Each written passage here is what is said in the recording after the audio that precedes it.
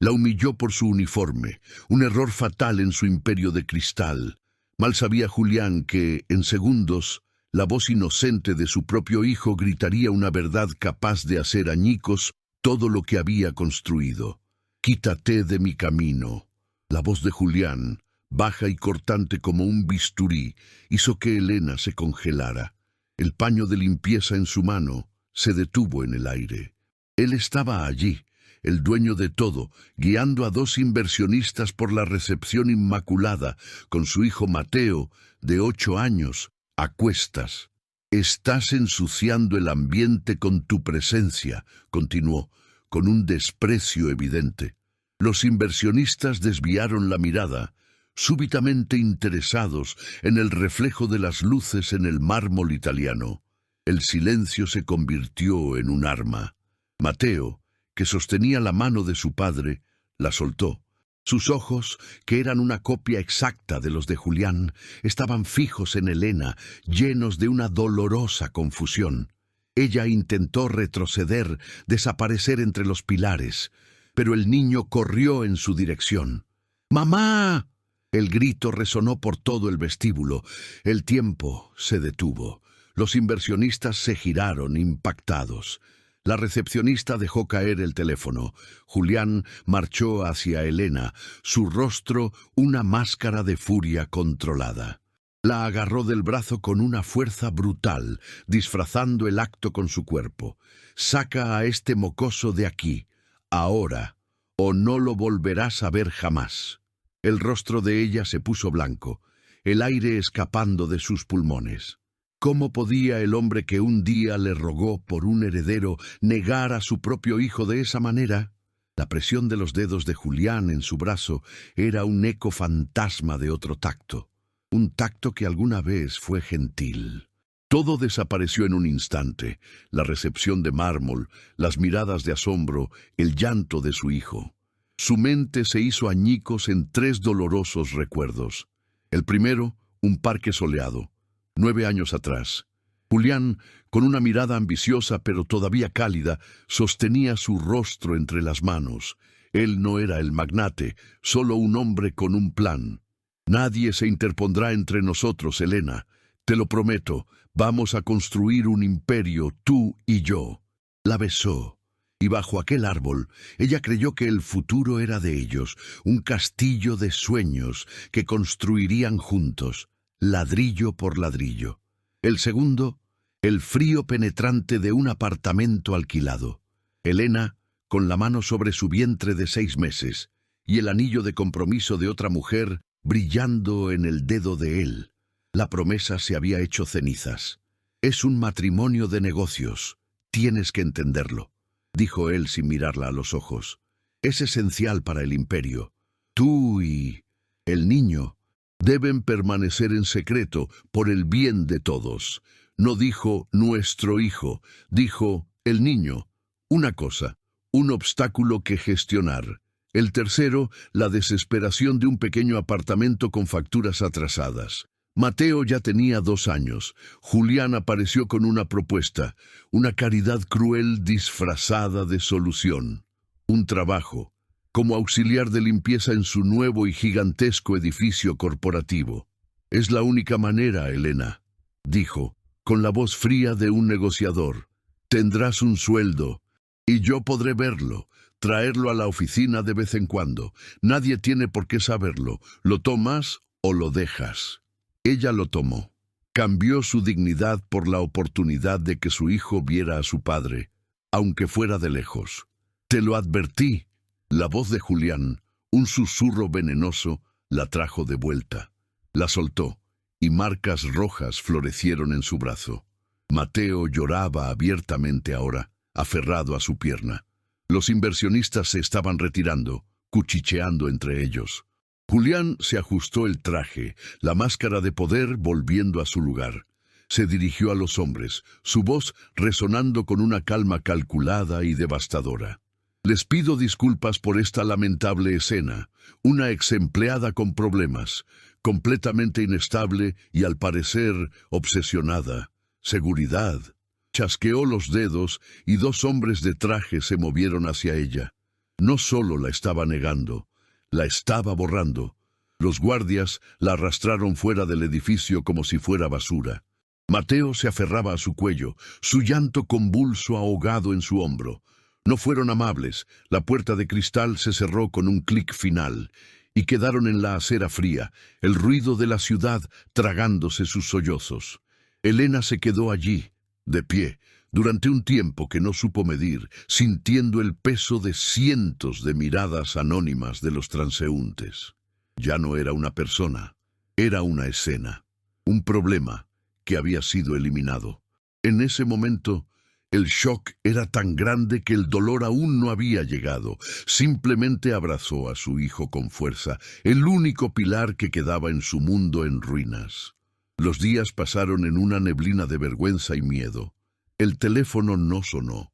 No llegó ningún mensaje. El silencio de Julián era más ruidoso que cualquier grito. Fue en la tercera noche de insomnio que el letargo se rompió, reemplazado por una brasa de furia fría. Se levantó y fue a la pequeña caja de metal donde guardaba sus documentos. Allí estaba el acta de nacimiento de Mateo, un documento oficial llenado con su caligrafía, pero con un vacío cruel que la había atormentado durante 8 años. En el campo nombre del padre, una línea vacía gritaba la mentira que se había visto obligada a vivir. Ese espacio en blanco era su prisión, y decidió que iba a llenarlo. Su deseo ya no era un vago sueño de justicia, era un objetivo físico, palpable. Quería un nombre en esa línea, su nombre. A la mañana siguiente, con el corazón martilleando contra sus costillas, actuó. No llamó a su teléfono personal, lo que habría sido inútil. Llamó a la línea principal de la empresa, el número que cualquiera encontraría en Internet. Pidió hablar con el departamento legal. La voz al otro lado, una secretaria con el tono pulido e impenetrable de un guardián, la detuvo con eficiencia. ¿Cuál sería el asunto, señora? Quisiera programar una cita para tratar el registro de paternidad de mi hijo Mateo. El padre es el señor Julián Sarmiento. Hubo una pausa, corta pero pesada. Elena casi podía oír los engranajes de la maquinaria corporativa girando, identificándola como una amenaza. Me temo que hay un error, volvió la voz aún más fría. El señor Sarmiento no tiene hijos no reconocidos. Su vida personal es un libro abierto. Por favor, no vuelva a llamar a este número con falsas acusaciones. Clic. La línea quedó en silencio. La mano de Elena temblaba tanto que casi se le cae el teléfono. Un libro abierto. La mentira era tan perfecta, tan bien construida, que su verdad sonaba como la locura de una desequilibrada. Era exactamente como él lo había planeado. Julián no era un hombre que dejara cabos sueltos. La llamada de ella no fue una petición, fue una declaración de guerra, y la represalia llegó esa misma noche. Los golpes en la puerta fueron firmes, profesionales. No era la policía, era peor. Al abrir, se encontró de frente con Ramírez, el jefe de seguridad de Julián, un hombre corpulento, de traje barato y mirada vacía. Su presencia llenó la pequeña sala de estar, reduciendo el espacio, sofocando el aire. Elena, dijo, su nombre sonando como una formalidad antes de una sentencia. El señor Sarmiento se enteró de su llamada. No le gustó. Mateo, que veía unos dibujos animados, se encogió en el sofá, sintiendo el cambio en la atmósfera. «Solo quiero lo que es justo para mi hijo», respondió ella, su voz más firme de lo que se sentía. Ramírez dio un paso adentro, obligándola a retroceder. Miró alrededor del apartamento con desdén. «¿Justo? Vives en un apartamento cuyo alquiler paga él. Tenías un trabajo que él te dio, no tienes derechos, tienes privilegios y pueden ser revocados». Bajó el tono, y la amenaza se volvió íntima, venenosa. «Me pidió que te diera un recado. Si intentas cualquier cosa, cualquier escándalo, cualquier abogado, él demostrará que eres inestable, su palabra contra la de una mujer de la limpieza despedida». Ramírez luego miró a Mateo, una mirada larga y significativa. Es un niño guapo, sano. A los servicios sociales les encantaría encontrarle un hogar mejor, un hogar con estabilidad, lejos de una madre con problemas emocionales. El golpe fue certero, quirúrgico. Estaba usando su amor, su esencia como madre, para encadenarla. Ramírez se dio la vuelta y se fue, dejando la puerta abierta y el silencio cargado con la amenaza. Elena corrió y cerró la puerta con llave, el corazón desbocado. Estaba acorralada, derrotada. La pequeña brasa de furia se había extinguido, reemplazada por un terror helado. Esa noche, la duda la consumió. Caminaba de un lado a otro en la penumbra mientras Mateo dormía. Quizás Ramírez tenía razón. Quizás estaba siendo egoísta. ¿Estaba arriesgando perder lo único que importaba en su vida por orgullo? ¿Por un nombre en un papel? El recuerdo de un Julián diferente la asaltó. Una noche, poco después del nacimiento de Mateo, apareció de sorpresa. El olor a whisky caro, impregnado en su traje. Sostuvo al bebé en sus brazos y por un breve momento la máscara de empresario se cayó. «Voy a cuidar de ustedes dos, Elena», susurró, la mirada perdida en el rostro de su hijo. «A mi manera. Solo tienes que confiar en mí». Y ella confió. Durante 8 años se aferró a esa promesa, aceptando las migajas, la humillación, el secreto, porque creía que era su manera de cuidarlos. ¿Y si esta nueva crueldad era solo una extensión de ese cuidado retorcido? ¿Una prueba? El pensamiento la llenó de náuseas. Tomó el acta de nacimiento, sus dedos listos para romperla en 1000 pedazos, para terminar esa lucha antes de que la destruyera. Desaparecer era la única salida segura. Pero entonces, desde la habitación, llegó un sonido. Mateo tosió mientras dormía, un sonido pequeño, frágil. Elena fue a la puerta y lo observó. Dormía de lado, su respiración tranquila, una manita extendida sobre la almohada. En su rostro se veía a sí misma, pero veía, innegablemente, los rasgos de Julián. El mentón, la línea de las cejas. Borrar su nombre era borrar la mitad de quien era su hijo. Enseñarle a vivir avergonzado de su propio origen. En ese instante, la decisión se solidificó. El miedo no se fue. Seguía allí, un nudo helado en su estómago, pero ahora había algo más grande. Ya no se trataba de orgullo, se trataba de identidad, del derecho de su hijo a existir por completo. Volvió a la sala, guardó el documento con cuidado en la caja de metal y la cerró. La guerra estaba declarada, y aunque estuviera sola y aterrorizada, ya no iba a retroceder. La decisión de luchar era una llama solitaria en la oscuridad, y Elena se aferró a ella con la fuerza de una sobreviviente. Su primer paso fue metódico, silencioso. Pasó 3 días en bibliotecas públicas, usando las computadoras para investigar sobre derechos de paternidad y asistencia jurídica gratuita. Encontró un centro comunitario que ofrecía consultas. Reunió todo lo que tenía, las pocas fotos amarillentas de un Julián más joven y sonriente, un único mensaje de texto que él envió después del nacimiento de Mateo, diciendo: «Es perfecto, manténlo a salvo. Yo me encargo de todo», y un cuaderno donde anotaba cada centavo que recibía del mensajero anónimo que él enviaba. Era un arsenal patético contra un imperio, pero era su arsenal. Programó la cita. Fue un pequeño acto de rebelión, un susurro de desafío. Pero Julián tenía oídos en todas partes. No construyó su mundo sobre la confianza, lo construyó sobre el control, y la había estado vigilando. Ramírez le informó sobre la visita al centro jurídico, y Julián, como un maestro de ajedrez, decidió mover su pieza más cruel, no para defenderse, sino para atacar primero, minando su credibilidad antes de que ella pudiera siquiera presentar su caso. La humillación llegó a un lugar sagrado, la puerta de la escuela. Era el final del día, el aire lleno de las voces alegres de los niños. Elena esperaba a Mateo cuando un coche negro y reluciente se detuvo. Julián bajó, vestido con un traje impecable, el retrato de la sofisticación y el poder.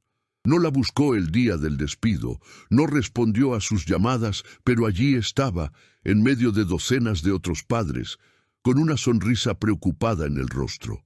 Caminó hacia ella, la postura relajada, la voz un terciopelo engañoso. «Elena, qué bueno encontrarte. Supe que no has estado bien, que buscaste abogados». Habló lo suficientemente alto como para que los padres más cercanos escucharan. «Estoy genuinamente preocupado. Tu estabilidad es importante, especialmente para Mateo». Ofreció ayuda, no con dinero, sino con apoyo. La palabra terapia quedó suspendida en el aire, implícita y venenosa. La estaba pintando como loca, y él, como el salvador magnánimo. Los otros padres miraban, algunos con lástima, otros con un juicio frío. «Julián, por favor, aquí no», logró decir, la voz baja, su dignidad desvaneciéndose a cada segundo. Él le tocó el hombro, un gesto paternalista y falso. «Piensa en el niño, Elena, solo piensa en él». Y con eso se dio la vuelta y se fue, dejándola en el centro de un círculo de susurros, su reputación desangrándose en el patio de la escuela. El veneno que inyectó se extendió rápidamente. La escuela, que antes era una extensión segura de su hogar, se convirtió en territorio enemigo. Julián no necesitó hacer nada más. La comunidad hizo el trabajo por él. Una llamada de su fundación benéfica a la dirección de la escuela, expresando una vaga preocupación por el ambiente doméstico de Mateo, fue suficiente.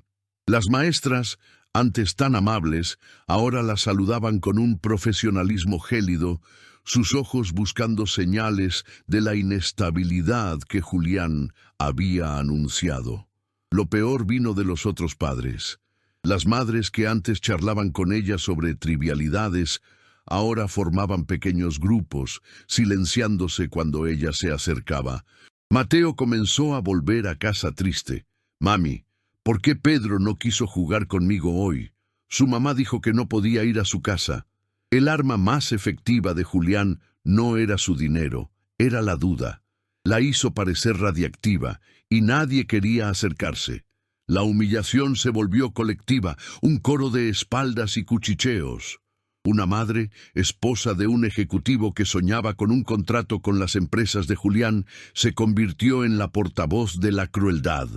La acorraló cerca del bebedero. «Elena, querida, todas vimos lo bueno y preocupado que es el señor Sarmiento. Tal vez deberías aceptar la ayuda que te está ofreciendo, por el bien de tu hijo».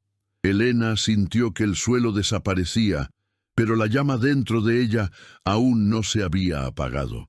No podía dejar que esa mentira destruyera la vida de su hijo.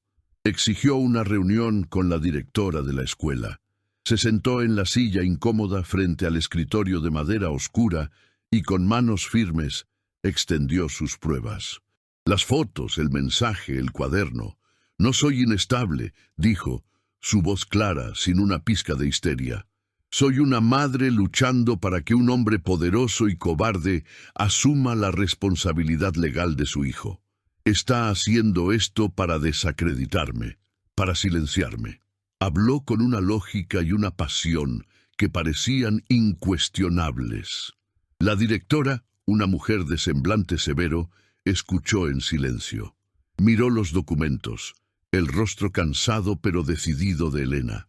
Por un instante, un breve y esperanzador instante, Elena sintió que había sido escuchada. Una rendija de luz en la oscuridad. «Voy a investigar la situación, señora Rojas», dijo finalmente la directora. Elena salió de la oficina con una migaja de esperanza. Tal vez la verdad importaba. La esperanza duró menos de 24 horas. A la tarde siguiente, un mensajero entregó un sobre oficial de la escuela.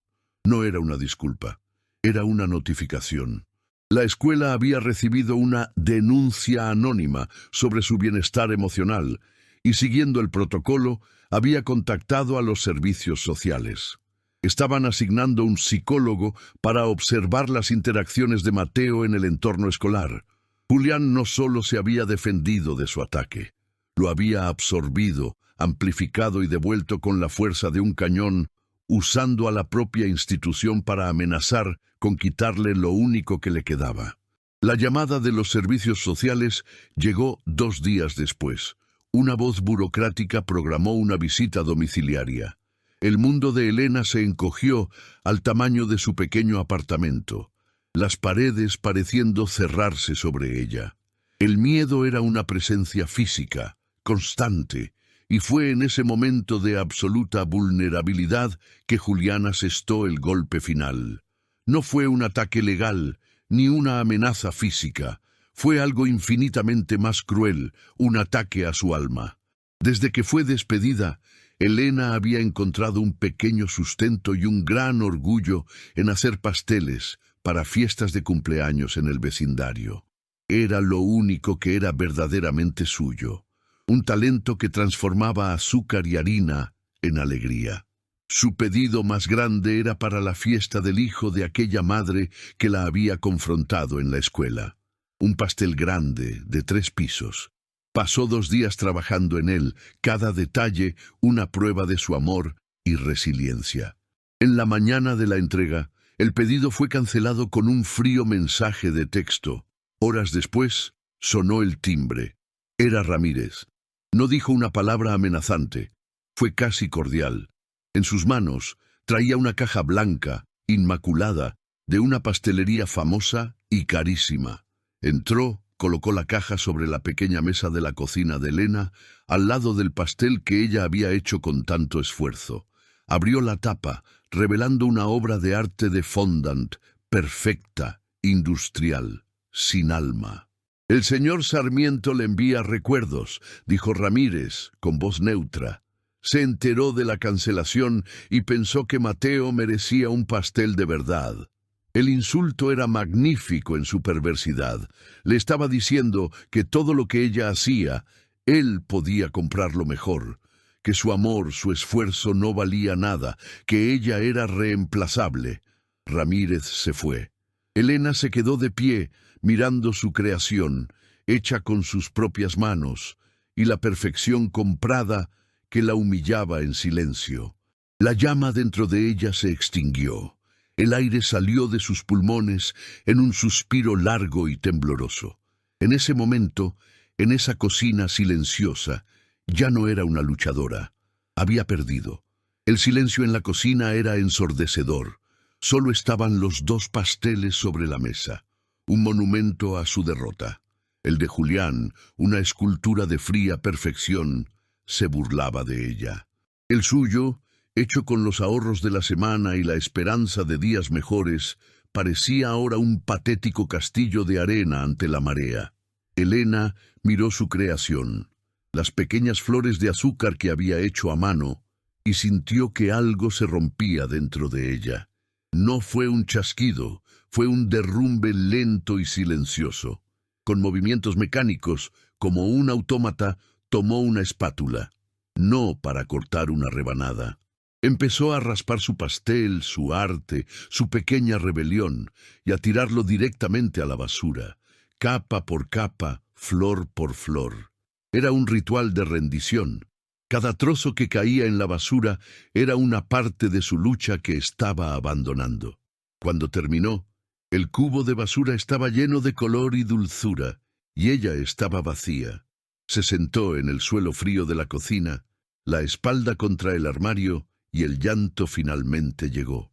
Un llanto mudo, sin sonido, solo lágrimas corriendo por un rostro exhausto. Se acabó.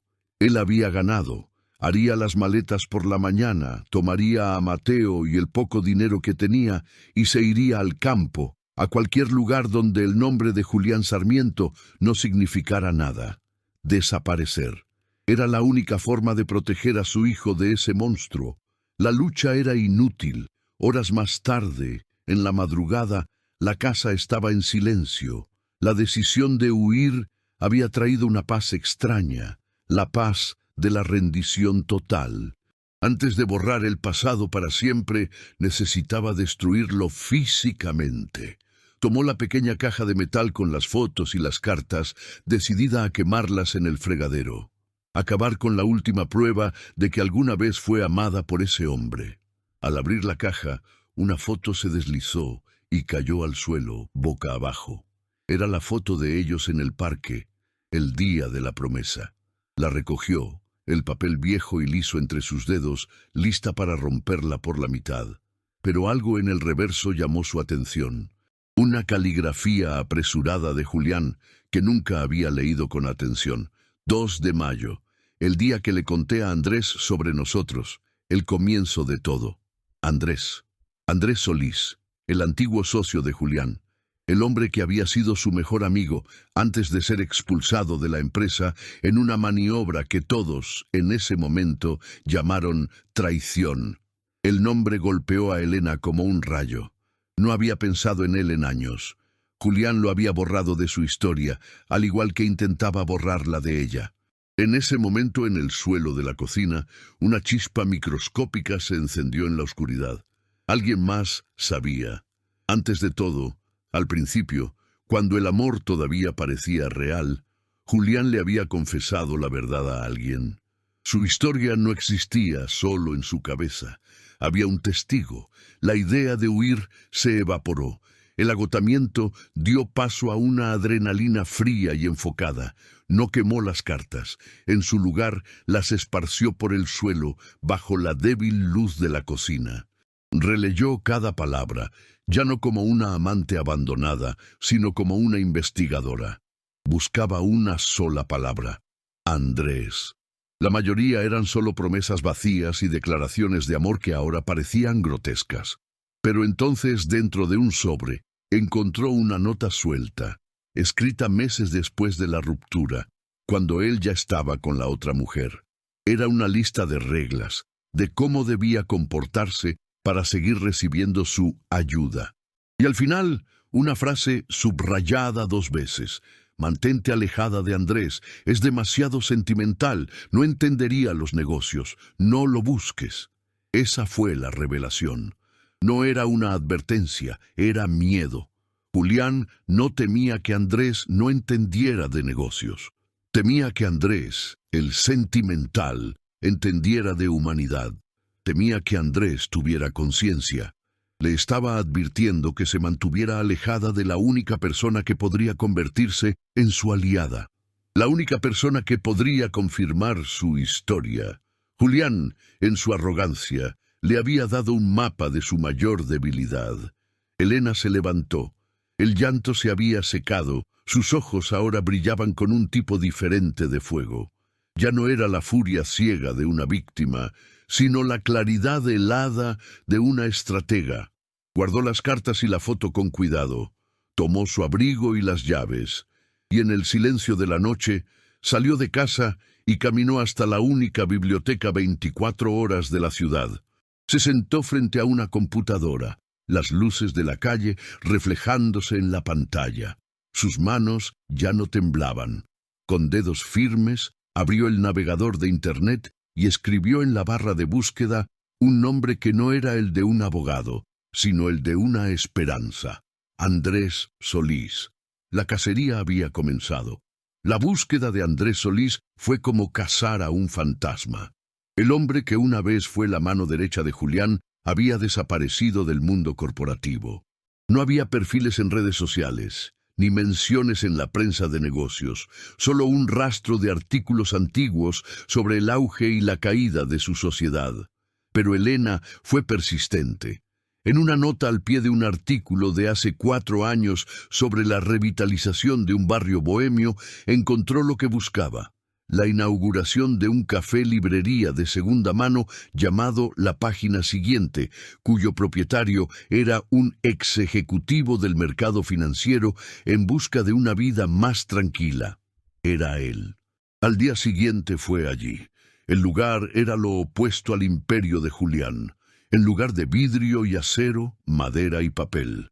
El olor a café se mezclaba con el olor a libros viejos.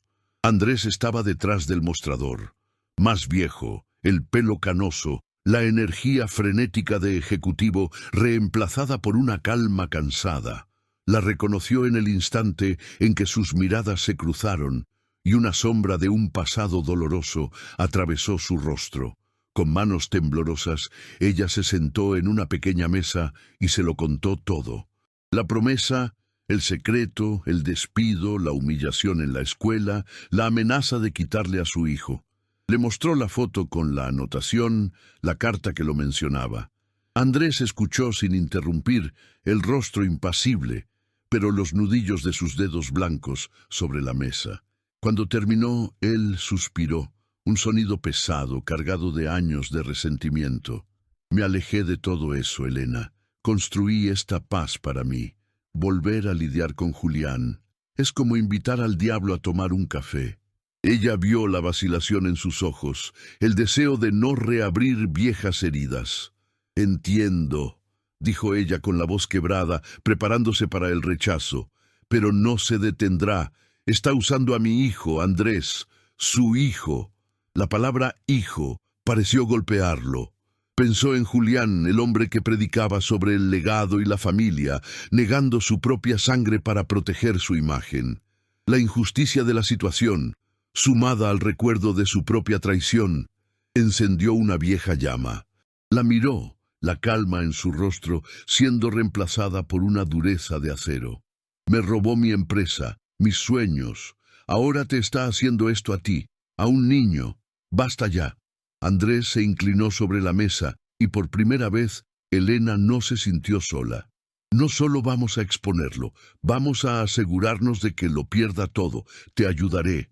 La tregua de Andrés con el pasado había terminado. Esa noche, en la trastienda de la librería, desempolvó una vieja caja fuerte y sacó un disco duro externo. Su póliza de seguro. Sabía que algún día su codicia lo destruiría, dijo, conectando el disco a una laptop. Solo que no sabía que sería así. Para Elena, la traición de Julián era una herida personal, un corazón roto. Andrés le mostró que era mucho más. Abrió hojas de cálculo, correos electrónicos encriptados, registros bancarios.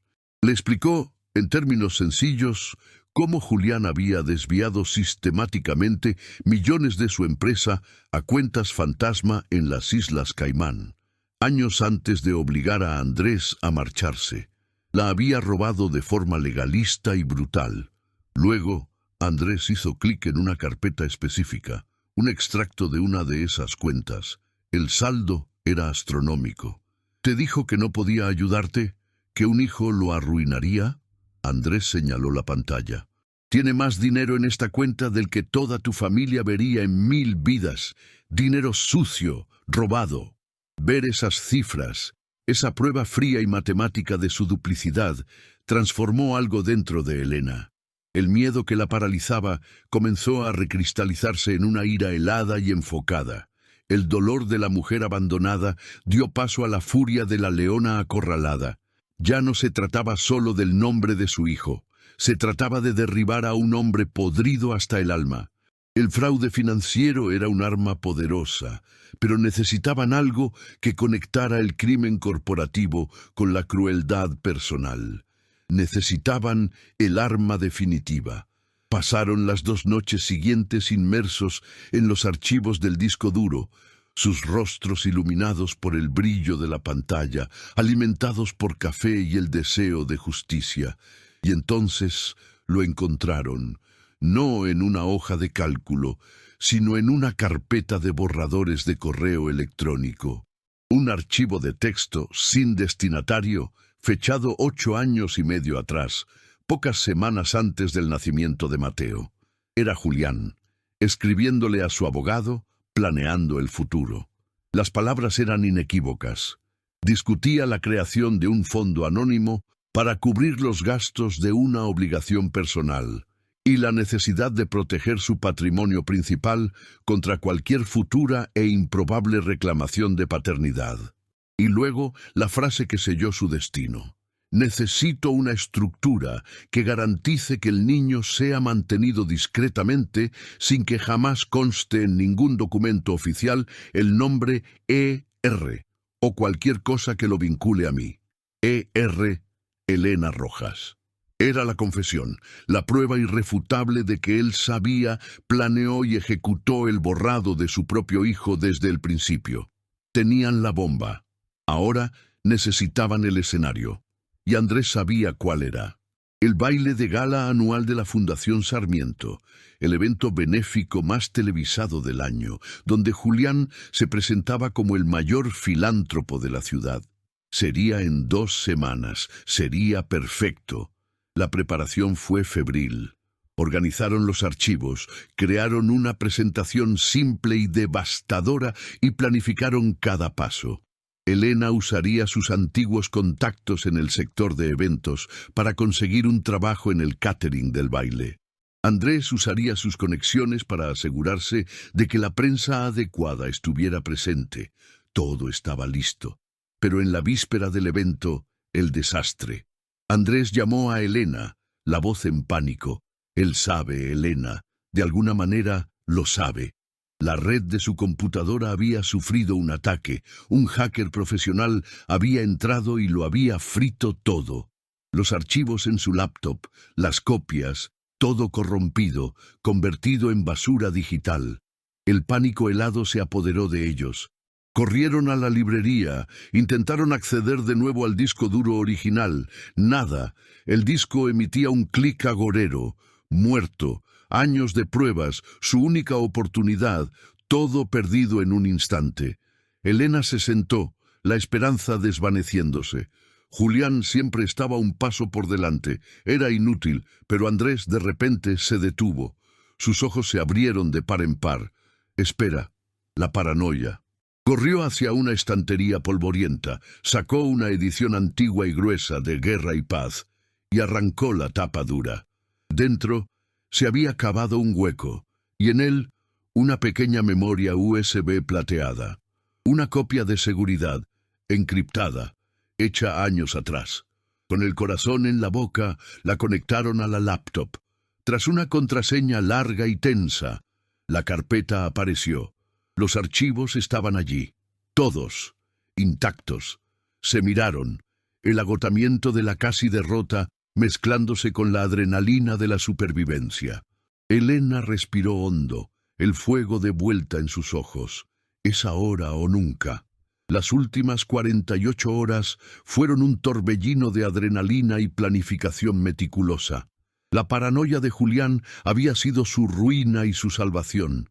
El intento de hackearlos confirmó que estaba ciego, actuando por instinto, sin saber la naturaleza exacta de la amenaza. Tenían la ventaja de la sorpresa. Elena, con una frialdad que ni ella misma sabía que poseía, llamó a una antigua supervisora de una empresa de catering. Mencionó las dificultades, el despido injusto, el hijo que tenía que criar. Consiguió un puesto de camarera para el evento más exclusivo del año, el baile de gala de la Fundación Sarmiento. Volver a vestir un uniforme, a ser invisible, no fue humillante. Esta vez, la invisibilidad era su arma, su disfraz. Mientras tanto, en la librería, Andrés se transformó en el estratega que una vez fue. Ya no confiaba en la red. La memoria USB lo era todo. La preparó con un programa simple y letal. Al conectarse al puerto USB de la computadora que controlaba las pantallas gigantes, ejecutaría un archivo que, en el momento exacto en que Julián estuviera en medio de su discurso, secuestraría la presentación. En lugar de los gráficos de filantropía, aparecería la verdad. Una secuencia brutal, el correo electrónico al abogado, los extractos de las cuentas secretas y, por último, el acta de nacimiento de Mateo, con la línea del padre en blanco, ampliada para que todos en el salón pudieran verla. Ensayaron en la trastienda, usando libros para marcar las mesas del salón. Andrés dibujó un plano del hotel. El punto crítico era la sala de control audiovisual, una pequeña habitación tras bastidores. «Tendrás una ventana de 3 minutos», explicó Andrés. «Entre el plato principal y el inicio de los homenajes. El equipo técnico se relaja en ese periodo». Elena no preparó un discurso. Las palabras ensayadas sonarían falsas. «Solo voy a decir la verdad», afirmó. «El resto Su arrogancia lo hará por mí. Andrés tenía su propia misión. Había contactado a un periodista de investigación, un lobo viejo que tenía una antigua rencilla con Julián, y lo invitó al evento. El papel de Andrés era sentarse a su lado, y cuando se desatara el infierno, confirmar la autenticidad de cada documento que apareciera en la pantalla. La noche antes de la batalla, el miedo finalmente la alcanzó. Andrés, ¿y si no funciona? ¿Y si simplemente me echan y lo silencian todo? Preguntó, su voz un susurro. Andrés le puso una mano en el hombro, la mirada firme. Pueden intentarlo, pero la verdad, Elena, no necesita que crean en ella. Solo necesita ser dicha en voz alta. Después de eso, el mundo entero estará mirando. La noche de la gala era un espectáculo de poder y riqueza. El salón de baile del hotel más lujoso de la ciudad brillaba bajo el peso de los candelabros de cristal. Hombres en smoking y mujeres con vestidos de alta costura flotaban por el ambiente, riendo y bebiendo champán. Julián era el sol alrededor del cual giraban todos los planetas. Estaba en su apogeo, repartiendo sonrisas, estrechando manos, el rey en su castillo. Y en medio de todo, Elena se movía como una sombra, el corazón latiendo al ritmo de la orquesta. Con una bandeja de copas en la mano, observaba, mapeaba, esperaba. Cada sonrisa de Julián alimentaba el fuego helado en su pecho. La hora llegó. El servicio de la cena disminuyó, era su ventana. Dejando la bandeja en una estación de servicio, se movió con determinación, rodeando las mesas, hacia el pasillo que llevaba a los bastidores. La puerta de la sala de control estaba a 10 metros. 5. Y entonces una figura maciza salió de un hueco bloqueando su camino. Ramírez. La sonrisa en su rostro era lenta, cruel. Perdida, Elena. El área de servicio está para el otro lado. El aire se atascó en su garganta. Era el final del camino. La había reconocido. Levantó su comunicador de muñeca, listo para llamar a refuerzos. El plan estaba a punto de morir allí, en ese pasillo anónimo. Pero Andrés estaba observando. Desde el otro lado del salón, vio el momento en que Ramírez interceptó a Elena. Era hora del plan B. Levantándose de su mesa, caminó hacia un camarero que pasaba apresurado con una bandeja cargada de copas de vino tinto. Andrés tropezó, el movimiento perfectamente calculado, y chocó contra el camarero. La bandeja voló. El vino tinto explotó como una bomba silenciosa sobre el vestido de seda blanco de la esposa de un senador, una de las mujeres más influyentes de la ciudad.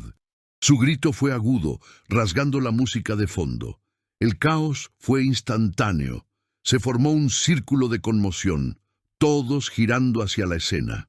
La atención era un imán, y la seguridad fue la primera en ser atraída. Ramírez, por instinto, giró la cabeza en dirección al grito, la mano aún en el comunicador, la mente dividida entre la pequeña amenaza inmediata frente a él y el desastre de relaciones públicas al otro lado del salón. Fue solo un segundo de vacilación, pero un segundo era una eternidad. Elena no esperó. Salió disparada, pasando a su lado como una sombra, y corrió por el pasillo. Llegó a la puerta de la sala de control. Estaba sin llave, exactamente como Andrés había predicho. Entró y cerró la puerta detrás de ella, el corazón martilleando sin control. La sala era pequeña, oscura, llena del zumbido de equipos caros. A través de una pequeña ventana de cristal podía ver el escenario. Y en ese preciso momento, el maestro de ceremonias anunciaba con voz engolada: «Y ahora, el hombre que tanto hace por nuestra ciudad, nuestro gran filántropo, el señor Julián Sarmiento». Los aplausos fueron ensordecedores. Julián caminó hacia el centro del escenario, saludando, absorbiendo la adoración. Elena sacó la memoria USB del bolsillo. Su mano, que antes temblaba de miedo, ahora estaba perfectamente firme. había llegado al corazón de la máquina y estaba lista para apagarla. Julián Sarmiento se plantó en el podio, el peso del premio de cristal en sus manos, pareciendo ligero, natural. Él era el amo de ese universo, y el silencio que se instaló en el salón era su batuta, dirigiendo la admiración de cientos de personas. Sonrió, una sonrisa que valía millones, y comenzó a hablar. Su voz, entrenada por años de negociaciones y discursos, era un instrumento de poder, llenando el ambiente con una sinceridad fabricada. Habló del legado, de la importancia de construir algo que perdure más que una vida. Habló de los valores que lo guiaron, citando la integridad y la transparencia como las piedras angulares de su imperio.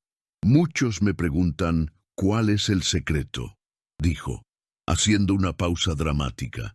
Y la respuesta es simple.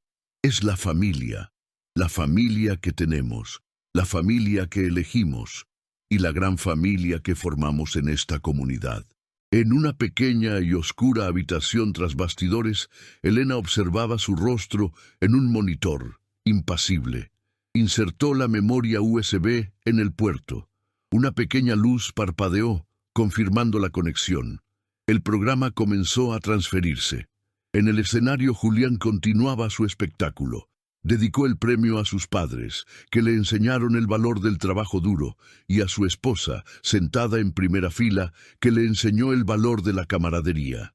Él era la personificación del éxito, del hombre que triunfó por mérito y por la fuerza de su carácter. El público estaba hipnotizado, absorbiendo cada palabra, cada gesto calculado. Se inclinó más cerca del micrófono, bajando el tono a un nivel íntimo, conspirador. Pero el pilar más importante, la lección que quiero dejar para la próxima generación, es el valor de la verdad. Recorrió el salón con la mirada, el rey en su corte. Porque al final del día, mis amigos, cuando las luces se apagan y solo quedamos nosotros y nuestra conciencia, lo único que no se puede fabricar, lo único que no se puede comprar ni vender, es la verdad.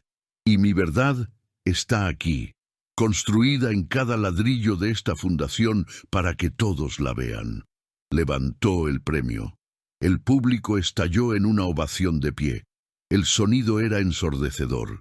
Julián cerró los ojos por un instante, bañándose en la gloria, la sonrisa triunfante en su rostro.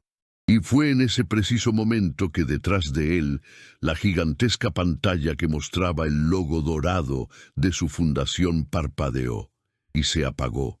El aplauso vaciló, transformándose en un murmullo confuso. Por un segundo, la pantalla permaneció como un rectángulo negro y vacío, un agujero en medio de todo ese brillo. Luego apareció un texto blanco, nítido y brutal.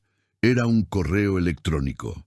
Los murmullos aumentaron a medida que la gente de las primeras filas comenzaba a leer las palabras ampliadas. Esencial, proteger el patrimonio principal contra cualquier futura e improbable reclamación de paternidad, referente al asunto ER. Julián, sintiendo el cambio en la energía de la sala, se dio la vuelta. La sonrisa se congeló en su rostro. Un destello de pánico puro cruzó sus ojos antes de que la máscara de control volviera a su lugar. Se volvió hacia el micrófono y forzó una risa. «Amigos míos, parece que nuestros técnicos de TI han bebido un poco del champán de la fiesta. Una broma de muy mal gusto. ¿Alguien puede, por favor, quitar ese montaje ridículo de la pantalla?» Pero la imagen no desapareció. Y desde el medio del público, una voz tranquila y firme cortó el bullicio. «No es un montaje, Julián». Andrés Solís estaba de pie. Un camarógrafo de un canal de noticias, alertado por el periodista a su lado, giró la cámara hacia él, y el rostro de Andrés apareció en pantallas más pequeñas a los lados del escenario. «Yo estaba en tu oficina cuando le pediste al abogado que redactara eso. Vi el archivo original». El salón enmudeció. El nombre de Andrés Solís era una leyenda, el fantasma del socio traicionado. La compostura de Julián comenzó a resquebrajarse. «¿Andrés? escupió al micrófono, el desprecio evidente. Un hombre arruinado, irrelevante y amargado. ¿Crees que alguien aquí va a creer en tu resentimiento? Mientras hablaba, la imagen en la pantalla cambió de nuevo. Ahora, mostraba el extracto de la cuenta secreta en las Islas Caimán. El nombre de la empresa fantasma, los registros de transferencias y el saldo final. Una cifra con tantos ceros que todo el público contuvo la respiración. La voz de Andrés sonó de nuevo, esta vez más fuerte, amplificada por el silencio atónito. Quizás no me crean a mí, pero ¿le creen a los números? Este es el dinero que robaste de nuestra empresa, Julián. El dinero que usaste para construir esta fundación tuya de mentiras. El rostro de Julián pasó del rojo al pálido. Tartamudeó buscando palabras, pero no había ninguna. Y entonces el golpe de gracia. La pantalla cambió una última vez. No había números, ni textos. Solo la imagen escaneada del acta de nacimiento de Mateo Rojas. El nombre de la madre, Elena Rojas, perfectamente legible, y debajo, en la línea destinada al padre, un espacio vacío, un grito silencioso que resonó más fuerte que todos los abucheos que estaban a punto de comenzar. La imagen del acta de nacimiento quedó suspendida en el silencio del salón, fría e irrefutable. Durante 3 largos segundos, el único sonido fue el zumbido eléctrico de los amplificadores. El primer sonido humano fue un sollozo agudo y contenido. Provino de la esposa de Julián, en primera fila, que se llevó la mano a la boca como si hubiera recibido un golpe físico. A continuación, llegó el sonido que marcó el principio del fin. El clic de las cámaras. Decenas de ellos. Ya no eran los flashes educados de un evento social, eran disparos voraces, cazando la expresión en el rostro de Julián, la devastación en el de su esposa, la furia impotente en el de Andrés. El hechizo se había roto. El murmullo comenzó bajo y venenoso y se extendió como un virus. Es el hijo de la mujer de la limpieza. Entonces las historias sobre Andrés eran ciertas. Esta fundación es una farsa. Las alianzas construidas a lo largo de años de cenas y negocios comenzaron a deshacerse en tiempo real. Un influyente banquero, que estaba a punto de cerrar una fusión con Julián, sacó discretamente su teléfono y comenzó a teclear un mensaje urgente. El senador, cuya esposa llevaba el vestido manchado de vino, se levantó bruscamente, tiró de su esposa por el brazo y comenzó a caminar hacia la salida, una retirada táctica y muy pública. Era la primera rata en abandonar el barco que se hundía. Los ejecutivos de la empresa de Julián, que minutos antes lo aplaudían como a un dios, ahora evitaban su mirada a toda costa. Estudiaban los cubiertos, los arreglos florales, cualquier cosa para no cruzarse con los ojos desesperados de su líder. El poder de Julián no residía en su dinero, sino en la percepción que los demás tenían de él. Y en menos de 5 minutos, esa percepción había sido aniquilada. Era un rey desnudo, y todos en el salón podían verlo. Intentó hablar, pero la voz no le salió. La boca se abrió. Un sonido seco y ahogado fue todo lo que pudo producir. Sus ojos recorrieron a la multitud, buscando un rostro amigo, un gesto de apoyo, pero no encontró nada, solo conmoción, desprecio y una curiosidad morbosa. Vio a Ramírez cerca de la pared lateral y gesticuló con furia, un movimiento espasmódico de la mano. ¡Haz algo! ¡Corta la energía! ¡Cállalos! Ramírez, leal hasta el final, comenzó a moverse hacia la sala de control. Pero el periodista que Andrés había contactado estaba preparado. Él y su camarógrafo se posicionaron, bloqueando el camino. «Señor, un comentario sobre las acusaciones de fraude y paternidad que se acaban de hacer contra su jefe». Ramírez intentó empujarlos, pero la cámara en su rostro era un arma más poderosa que su fuerza física. Estaba paralizado. En el escenario, Julián estaba acorralado. La retirada del senador inició un pequeño éxodo. El aluvión de flashes era implacable. Y entonces su mirada de pánico encontró un punto de calma en el caos. Cerca del lateral del escenario, fuera de los focos, estaba Elena. Había salido de los bastidores y simplemente lo observaba. Sin odio, sin triunfo. Solo lo observaba. Verla allí, entera, digna, la testigo silenciosa de toda su mentira, fue la chispa final en su barril de pólvora de arrogancia. Todo el control, toda la fachada pulida, todo se desintegró. Levantó el micrófono, el rostro rojo, las venas saltando en su cuello, y la señaló con un dedo tembloroso. ¡Tú! El grito estalló por los altavoces, distorsionado y monstruoso, haciendo que el público retrocediera. Interesada, te di todo, un techo, un trabajo para limpiar mi basura, y así es como me pagas, intentando arruinar mi vida por culpa de ese bastardo tuyo. La palabra resonó por el salón. Bastardo. Un reconocimiento y una condena en la misma respiración. Fue la confesión que selló su tumba. Un grito colectivo de asombro surgió del público. Su esposa se desplomó en su silla, el rostro entre las manos. La verdad ya no necesitaba ser probada. El monstruo la había confesado. Los guardias de seguridad del hotel, al darse cuenta de que la situación se había descontrolado por completo, comenzaron a subir las escaleras del escenario. No para defenderlo, sino para llevárselo. En medio del caos, Elena no reaccionó. Simplemente lo vio destruirse a sí mismo, una profunda tristeza en su mirada. Se dio la vuelta lentamente y desapareció de nuevo en la oscuridad de los bastidores. La batalla había terminado.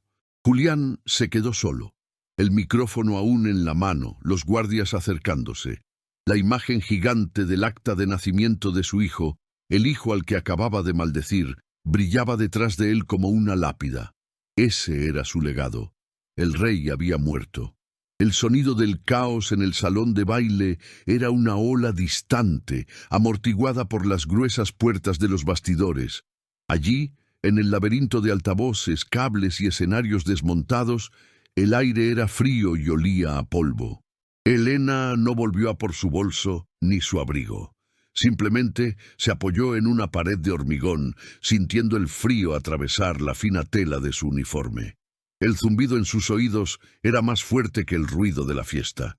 La adrenalina que la había sostenido durante horas se disipó de golpe, dejando en su lugar un agotamiento tan profundo que parecía tener peso físico.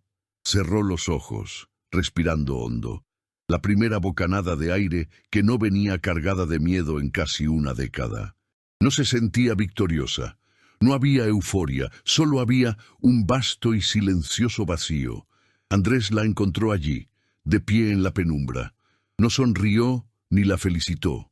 Entendía que aquello no había sido una celebración, había sido un exorcismo. Simplemente se detuvo a su lado, el silencio entre ellos más elocuente que cualquier palabra, y le ofreció una botella de agua. La mano de ella tembló al cogerla. ¿Estás bien?, preguntó él, en voz baja. Ella bebió un sorbo, el agua fría un shock para su sistema. No sé lo que soy, respondió honestamente. Él la miró, sus ojos cansados reflejando una profunda comprensión. Eres libre, dijo, y lo más importante, tu hijo también lo es. Señaló con la cabeza una puerta de metal al final del pasillo, marcada como salida de servicio. Salgamos de aquí, por la puerta de atrás. Y juntos salieron, no por la entrada glamurosa por donde la élite entraba y salía, sino por una puerta anónima que daba a un callejón oscuro. El aire de la noche era fresco. Elena lo inspiró, llenando sus pulmones. Era el olor de la libertad. Los días que siguieron fueron un terremoto en la ciudad. La historia era el titular de todos los periódicos, el tema de todos los programas de televisión. Pero Elena no vio nada de eso. El primer atisbo que tuvo de la caída de Julián fue una semana después, al pasar por un kiosco de periódicos. La foto en la portada lo mostraba saliendo de un tribunal, el rostro hinchado y demacrado, sin afeitar. el traje caro arrugado. Parecía un hombre vaciado, un frágil caparazón del titán que había sido. El pie de foto decía: Julián Sarmiento destituido de la presidencia de su propia empresa. Fue suficiente. No necesitaba nada más. El acuerdo judicial, mediado por Andrés, no la convirtió en millonaria, pero le dio lo que más necesitaba: seguridad. Y con ella, una nueva vida comenzó a tomar forma. No en una mansión, sino en un pequeño y soleado apartamento de 2 habitaciones, con grandes ventanas que daban a un parque. Las paredes eran blancas, listas para ser llenadas con nuevos recuerdos. El verdadero cambio estaba en los detalles. Estaba en la forma en que pasaba las tardes, sentada a la mesa de la cocina, no para limpiar los restos de otros, sino para ayudar a Mateo con sus deberes. Una tarde, él le mostró un dibujo.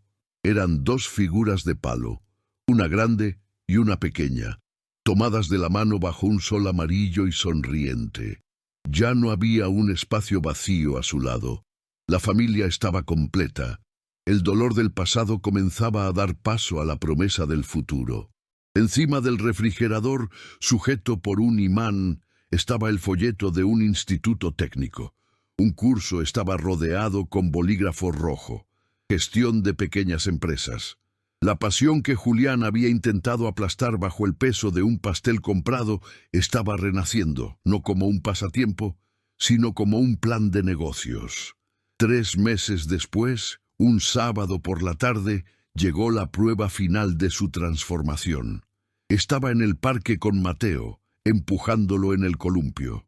No muy lejos, vio a un padre joven, claramente estresado, regañando a su hija de unos 5 años por haber derramado jugo en su camisa. «Torpe, no haces nada bien», siseó él, agarrando su bracito con más fuerza de la necesaria. La escena era un eco fantasmal de su propio pasado, de la mano de Julián en su brazo, del veneno en las palabras. La antigua Elena habría desviado la mirada, con el corazón encogido de miedo, y se habría alejado para no involucrarse. Pero ya no era la antigua Elena. La compasión ahora era más fuerte que el trauma. Con una calma que la sorprendió, sacó un pañuelo de papel de su bolso, se acercó a la pareja y se agachó junto a la niña, que tenía los ojos llenos de lágrimas. No se dirigió al padre. Miró a la niña con una sonrisa amable. «¿Sabes cuál es el secreto de las manchas de jugo?», preguntó. La niña negó con la cabeza. «Son la prueba de que el día fue muy divertido». Limpió la manita pegajosa de la niña y le ofreció el otro pañuelo al padre, que la miraba, sorprendido por la inesperada intervención. La amabilidad de ella lo desarmó. Vio su propia ira reflejada en los ojos tranquilos de una extraña y, avergonzado, aflojó el agarre del brazo de su hija. «Gracias», murmuró torpemente. Elena solo le sonrió a la niña y se levantó, volviendo al columpio donde Mateo la esperaba. No necesitó luchar, ni gritar, ni exponer. Simplemente rompió un pequeño ciclo de dolor con un gesto de gracia. Mientras empujaba a su hijo, sintiéndolo volar cada vez más alto, cerró los ojos, el rostro vuelto hacia el sol. Una sola palabra se formó en su mente: el comienzo. La historia de Elena y Julián no es solo sobre un hombre rico y una mujer pobre, es sobre la diferencia fundamental entre poder y fuerza. Julián tenía poder. El poder de comprar el silencio, de manipular la verdad, de humillar y de desechar a las personas como si fueran objetos. Era un poder ruidoso, arrogante, construido sobre el miedo y la intimidación. Pero Elena, en su silencio, en su resiliencia, descubrió la fuerza. La fuerza no grita, persiste. La fuerza no busca venganza, busca justicia. Y al final, la fuerza no celebra la caída del enemigo, sino la reconstrucción de uno mismo. La mayor victoria de Elena no ocurrió en ese salón de baile, bajo las luces de la venganza. Ocurrió meses después, en un parque, cuando miró una situación de injusticia y, en lugar de sentir el eco de su propio dolor, sintió el impulso de la compasión.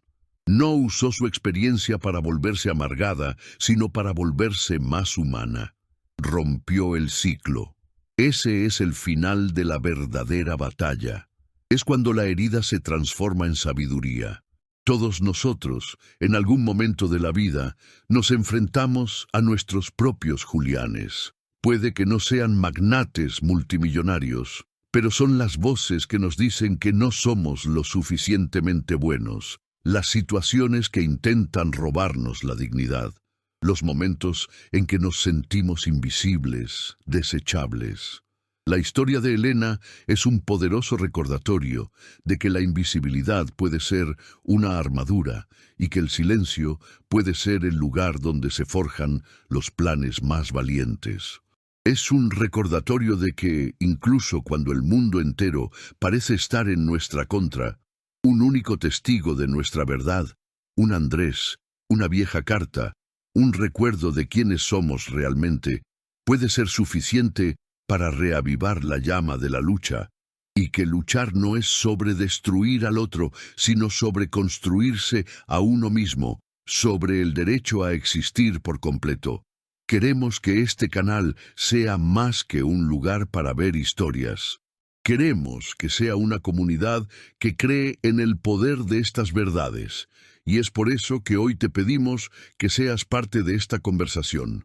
Si crees que la dignidad de una persona vale más que todo el dinero del mundo, si te emocionaste con la fuerza silenciosa de Elena y crees que su coraje representa algo importante, deja un sí en los comentarios de abajo.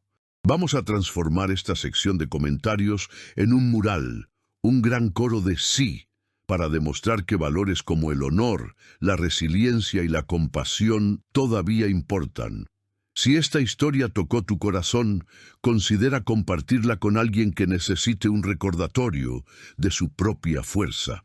A veces, una historia es el empujón que un amigo necesita para comenzar su propio cambio. Sé el Andrés en la vida de alguien hoy. Y finalmente, si amas las historias que se sumergen profundamente en el alma humana, que te hacen apoyar, llorar y sobre todo sentir, por favor, suscríbete a nuestro canal y activa la campana de notificaciones. Tenemos muchos otros viajes como el de Elena para compartir contigo. Gracias por vernos y recuerda, sé fuerte, pero sobre todo sé amable.